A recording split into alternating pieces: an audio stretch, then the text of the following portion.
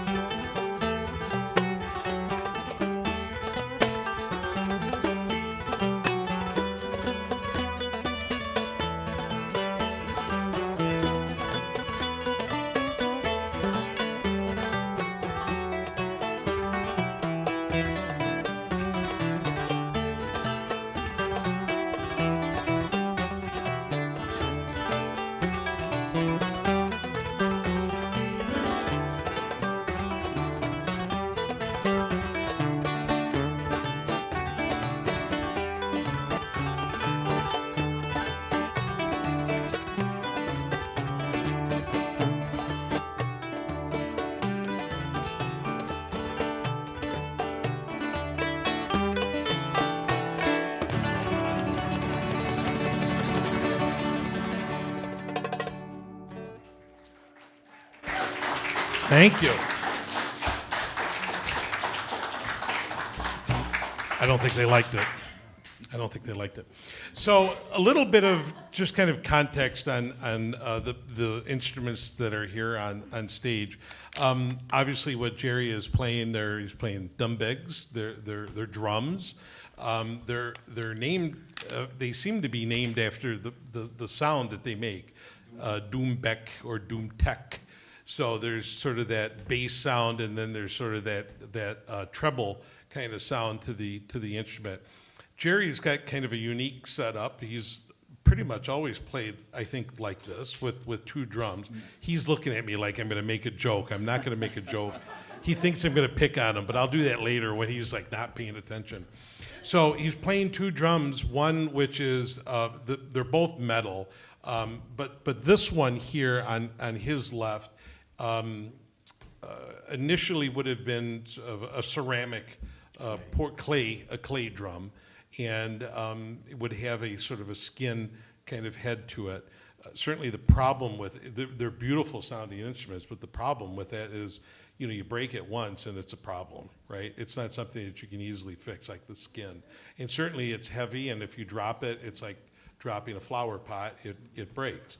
And so this is actually aluminum, and it's got a tunable head to it, and it's easily replaced. And then the one on his right is more along the lines of an Armenian drum or a Turkish drum that we would play. I should note that the left drum would be called a darbuka or a derbeki, and is more Middle Eastern, Arabic in nature. Jerry certainly plays them because they have two distinct different tonalities to them, which is very nice. The drum that on the right, is that like a 12-inch? Yeah. I think that's like a 12-inch drum, and the other one is probably an 8-inch drum. He's got a tambourine that's actually in the other drum, and so it's kind of a nice setup. Jerry has been playing for 400 years, and his hair just now started to turn silver. He looks pretty good though for his age, don't you think? No, Jerry's heard that sad joke from me time and forever.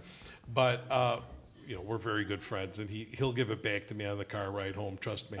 But Jerry's been playing for how many years? You've been playing now? 50 years. So and Jerry's played. I think believe it or not, between the two of them, probably thousands of different gigs over the years. And then there's George. And George and I are similar in age. 85. We're 85 each. No, we're pretty close to that. But George has been playing since he was a kid, much longer than I have. And George plays oud, plays guitar, he plays dumbeg, he plays clarinet. What else? Did I miss anything? Bass. So and George could play a variety. Piano, okay. George can play a variety of music too, not just Armenian Middle Eastern music. He plays rock music, he plays all sorts of things. And he is playing an oud. It is not, both of our instruments are a bit electrified, a little bit easier for us to kind of perform, but this is a good instrument. If I were to play oud, this would be a good instrument for me because it's flat, and so it would fit up very nicely on me. But it's a flat back oud, but it's pear-shaped. It's electrified. It's like this. Yeah, it would look like a bowl. It's just electrified, so you don't have to have the body for the sound. It's easier for tuning. It doesn't fall out of tune too much. It's just easier. It's got a little equalizer on here, but it's 11 string. Yeah, mine's similar too. So this has got 11 strings to it. It's really the granddaddy of the guitar. So, and it's fretless.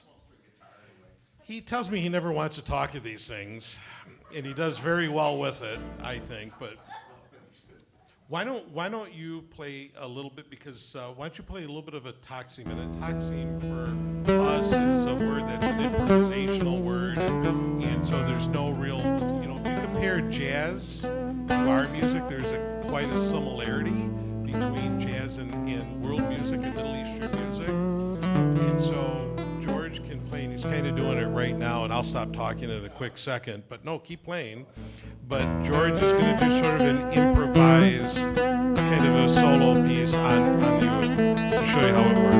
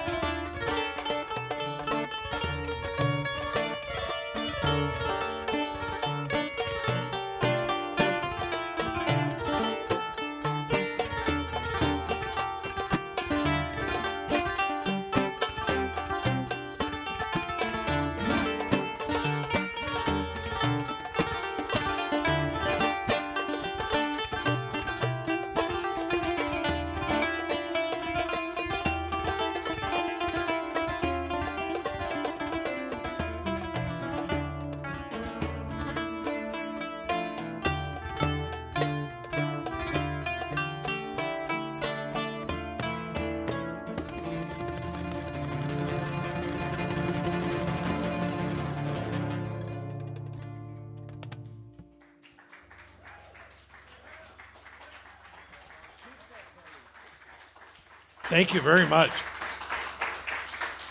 We played that so long, I don't remember what we started with, to be quite honest. So we played a lot of different rhythms with that, but I think I wanted you to all hear what the oud sounds like, and certainly what George sounds like playing the oud. Last and least, the kanun. It's a Middle Eastern harp. This one, similar to what George is playing, is electrified. For a lot of reasons, this is a very good instrument for me. This has over 75 different strings to it. An acoustic version of this would have sound boxes on top of the instrument, and this bridge that you can probably see a little bit is, I'm trying not to lift it up too much because I don't want any feedback or whatnot if I drop it by accident. But the bridge sits on normally sort of kind of a membrane skin or a mylar, and usually there's a sound box to it. Like the oud has a pear shape for it, this is kind of like a sound box. This goes all the way back to the 5th century. It's we say it's the grandfather, the granddaddy of the piano, like the oud is for the guitar. The strings are not only on the bridge, but they lay across these series of levers that you've seen me kind of flip here and there. And this instrument it can be tuned chromatically. We play Middle Eastern, obviously Middle Eastern scales through a lot of this, but this gives me the ability to really kind of bend notes. So if I were to play a natural kind of note, I can really bend those by sort of half notes, all the way from A flat all the way up to an A sharp, and you can hear a little bit of that. So this instrument itself can play Western classical music, can play Middle Eastern, Armenian, Greek, and Arabic, and Turkish, Persian, you name it. We did a little bit of a kind of an improvisational thing that I told you about a little bit earlier, that for Middle Eastern music, there's a lot of that in the music. I think if we didn't have that part of it, we probably wouldn't have as much fun with it. Is that safe to say, George? Yeah. So this gives us the ability to kind of, to use an overused phrase, rock it out, I guess, with the music, and to be able to kind of have the flavor depending on what kind of scale we're playing. And so we did a number of different rhythms. We did some Arabic music. What I find very interesting about Armenian musicians, as the three of us are Armenian, we can play a lot of different styles of music and a lot of different genres. And so Middle Eastern music to us is truly Middle Eastern music. There's Armenian, there's Greek, there's Arabic, there's Turkish, there's Persian, there's Kurdish, there's Assyrian, there's everything. Find it always interesting when you see other, and this is not to take anything away from other Middle Eastern musicians, but an Arabic oud player may just know how to play Arabic and maybe know a few songs let's say, an Armenian or something else, but they really, just whatever they learned seemed to stick within a genre. Same thing for Greek musicians and so forth. Now, that doesn't mean that they don't branch out and they could play other kinds of genres a little bit, but they never really have that ability. Armenians have always had that ability to be able to play a lot of different styles. And a lot of it, I think, comes from the fact in this country, it being a melting pot for obviously immigrants and certainly as Armenians, we've got a number of Armenians that are here tonight. We're all results of a genocide. So we're here in this country because of that. There's not an Armenian in this country that's not been affected by the Armenian genocide. For those of you that don't know it, I'm not going to go into a deep historical lesson on it, but this is the month that we commemorate the genocide where 1.5 million Armenians were massacred by order of the Ottoman Empire, okay? And what I find always fascinating about talking about that is how this music survives. So this concert is sort of that journey from the past type of thing. I think it's important that we play this music, not because we just love it, because I think we've got a job to do. Anybody that plays this music has a job to do to preserve it and try and preserve it. And when you think about the Armenians that were forced to flee their country, what were they able to take with them? Whatever they could carry and whatever was in their head, right? So there's no sheet music for this music. This wasn't, this is a lot of some of what we're playing is there's some classical and different music, but for the most part, it's village music. And village music is not typically recorded on sheet music. It certainly wasn't over 100 years ago. So when you think about these refugees that came to different countries and were able to bring with them not only whatever they were wearing and whatever belongings that they had, but what the songs that they remembered. And so it's often been told to me, and I like to mention it as often as I can, is we lost a lot of music that we're not even aware of. We're talking, we have no idea. And as a fellow musician friend of ours has said, when the genocide happened, the music stopped at that point. So there was no more. Yes, there's Armenian music and there's new forms of it, but the village music and the traditional music completely stopped. And what we have is what we have to preserve. And again, they brought it by what they remembered and they passed it down. So, Jerry could tell you that he learned it by watching musicians. George and I can also tell you that we've watched, musicians play, and that's kind of how we've got inspired. But we listen to records. George will often, and I mean often, call me to tell me he just turned on a record that he hasn't heard in maybe 10 years or something, and it's like, it's a record that we all kind of grew up listening to, right? And he might say, why are you playing that? I never liked that album. Yeah, I never liked it. Right. This is true. But there is a lot, but the point of that is that we had music to listen to and records to listen to, fortunately. I can't even imagine, think about the refugees that came from the old country here that were then to teach this to the next generation. They had to hum it, they had to sing it, and then you as a musician had to kind of remember it and rush home and try and remember what you just played. I mean, it's just absolutely remarkable. Now it's a lot easier, right? Because of the internet and live streaming and everything else, we're able to kind of preserve this. So it's important. I know I went on a little bit. I wasn't stalling so that we could take a little bit of a break here, but it's important to really share with you kind of why we do this, why we enjoy doing this, and how important it really is. We don't sit up here as masters of this music, and it's all of our music, and we're keepers of this music, and we need to preserve it, and we need to keep it going. So that's my soapbox. We're going to play some more music for you, but hopefully, are you enjoying it, or are you ready to go home yet? Good. And I promise we'll have some time in a bit, probably to kind of chat, and if you have any questions, we'd be more than happy to answer them for you, but we'll play a little bit more for you.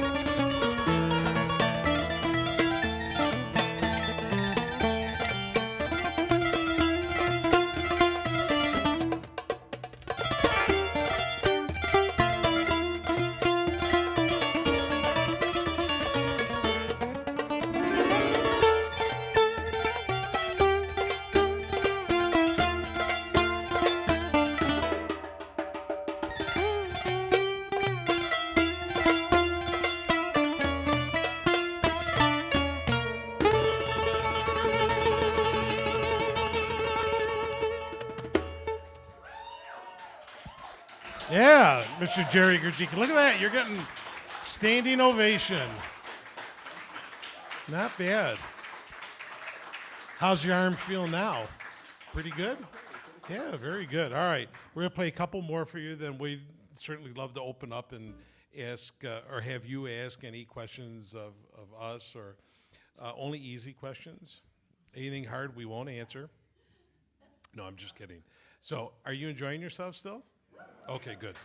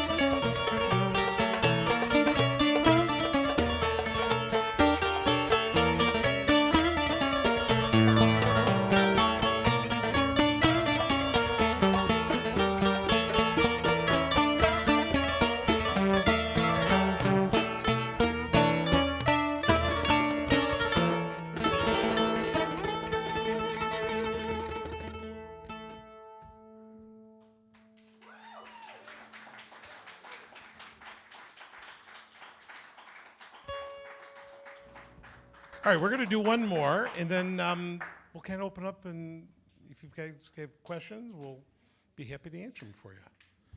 Thank you again for coming. How about a nice hand again for the folks that put on all of these concerts here at Kerrytown? They do a phenomenal job, right?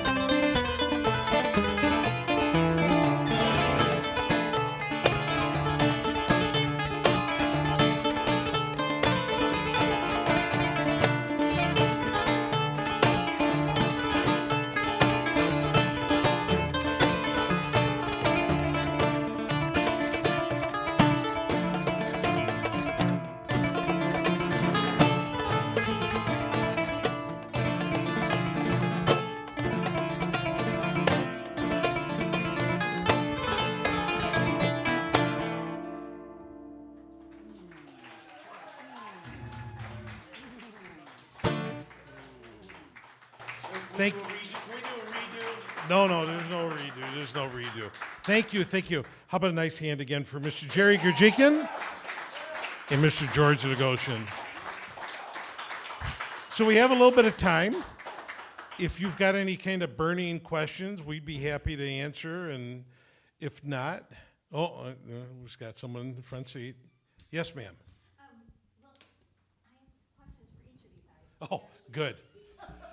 Let's start with the easy one. I'll go first, so go ahead. So you have 75 strings. Oh, shoot, it wasn't an easy question.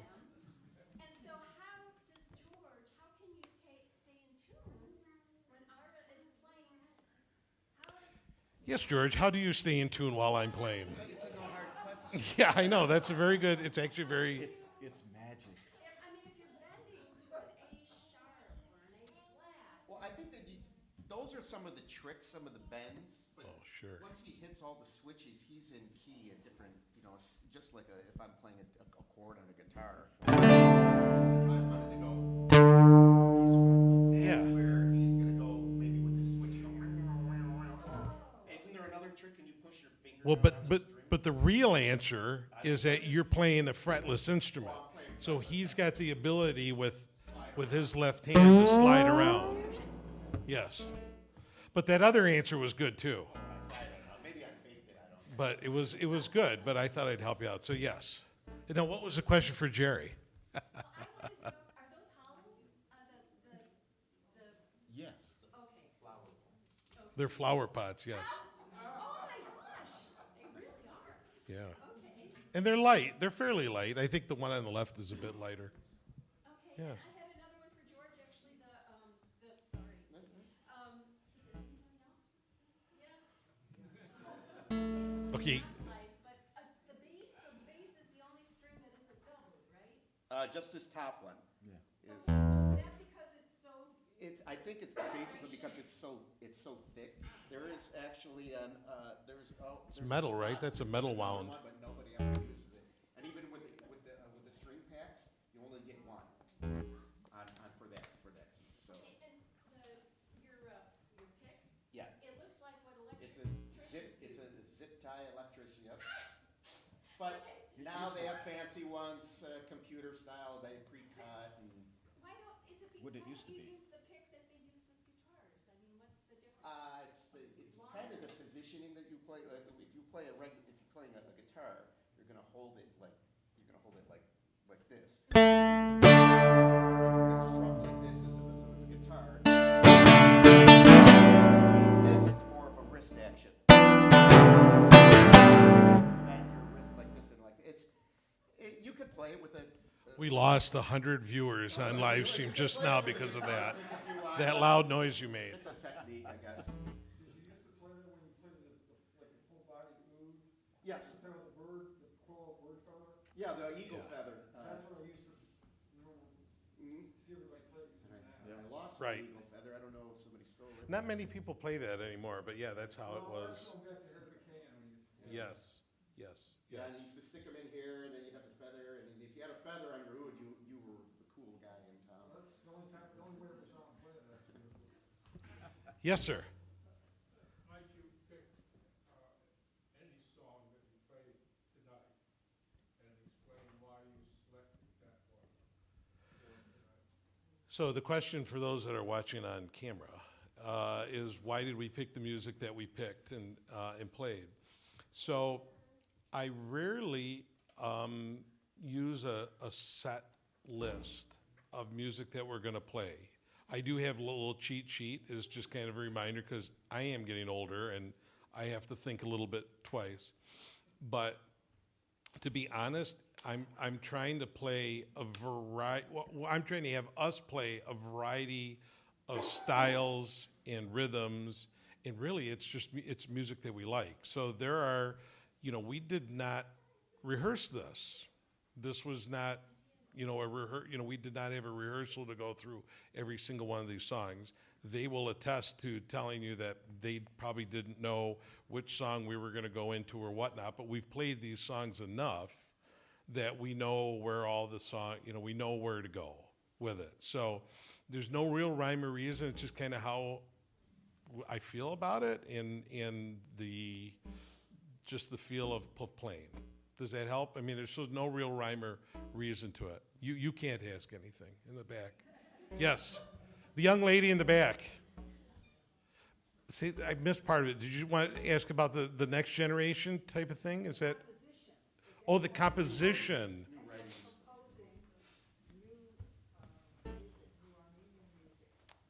Well, I mean, there are Armenian musicians and Armenian composers that are, that are composing new music. A lot of what we're playing is, as you well know, is ancient. Some of it ancient, some of it the last century kind of music. Some of it's even classical. Some of the Armenian traditional songs that we played are even part of operas. I mean, there was one song that we played called Enzeli, and that is part of an opera. There are composers today that are writing new music, but not traditional music. It's just newer music. Does this get preserved in written music? I think there are some that are putting it to sheet music, but I don't think it captures the flair. When you play when you learn these from records, I think probably years ago we all thought it had to be played a certain way, and we've all I don't think any of us have played a song the same way twice, probably. And that's probably a compliment to whoever wrote these songs that gave the flexibility to be able to sort of kind of play with it and maneuver it a little bit. I don't know if that totally answered what you were looking for, but was it good enough for tonight? Or did you? Give you an A+. Yeah, your nephew gave me an A+ for that, so just thought I'd add and throw that one in there in case you want to attack anybody. It's George. Yes, ma'am. Oh, these are the tough ones. So we're playing in in Middle Eastern music there are what is called makams, and makams are modes, they're scales. They're different notation from Western music and from classical music and such. So it's really the Arabs, the Armenians, Turks play in these sort of different modes. There are probably a handful of them that we probably all play often, but there are literally hundreds of different scales that we're playing in. Now, tonight we probably played in maybe, I don't know, 4 or 5. Are you leaving? Where are you going? Oh, he wrote down your answer for you. What is this the, This is the great, it's got the modes, the name of the modes he has, and then it's got the notes on. yeah, Garcia? What? That's not a makam, that's a cult. I don't think who wrote this for you? Hey, take a look at this. This is, yeah. He spelled some of them wrong too, but yeah, so there are a lot of different ones. Do you have any recordings? Yes, that seemed like a planted question somewhere.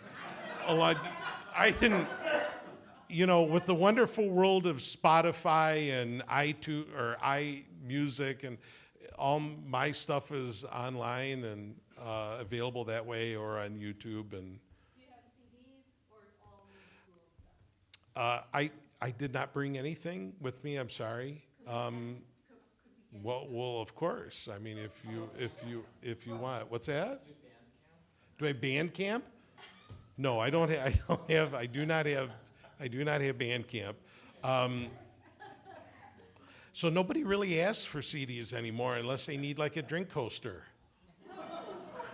You do? Okay, all right. I mean, you could come over to the house and take them all. As far as I'm concerned, there's quite a bit. Yes.